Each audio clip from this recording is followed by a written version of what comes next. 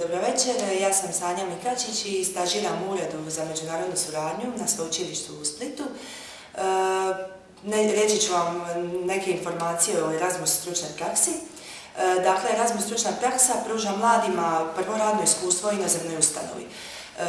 Zašto smo se sastali da bi nešto rekli o Erasmus stručnoj praksi? Pa upravo iz razloga što mladi uglavnom percipiraju na spomen riječi Erasmus studijski boravak, a ova stručna praksa nije, tako da kažem, uvjetno popularizirana.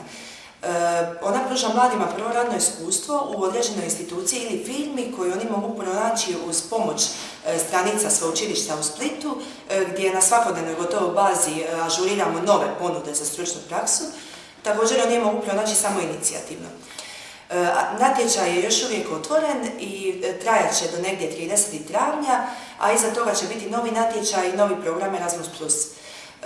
Trenutno imamo oko 30 studenata koji su ili u procesu odlaska ili su već na stručnoj praksi i imamo još nekih 15 mjesta slobodno.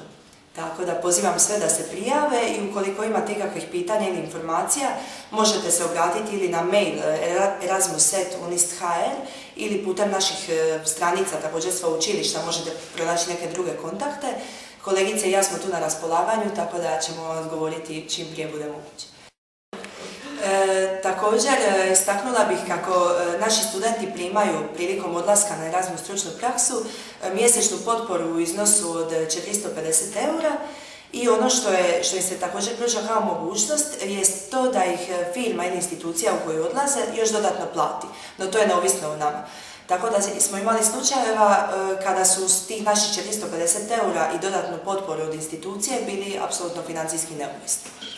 Ćao svima, ja sam Antonija Kvasina i kao student sam iskoristila ovu priliku koju vam je Sanja spominjala, znači iskoristila sam stipendiju za odlazak na stručnu praksu. Konkretno bila sam u Barceloni u Španjolskoj i to je stvarno jedno iznimno dobro iskustvo i preporučila bih svim studentima da ga iskoriste što prije mogu, jer imaju još samo 2-3 mjeseca za prijaviti se za ovaj krug natječaja, tako da šta prije to riješite, nađite si praksu i iskoristite besplatne stvari.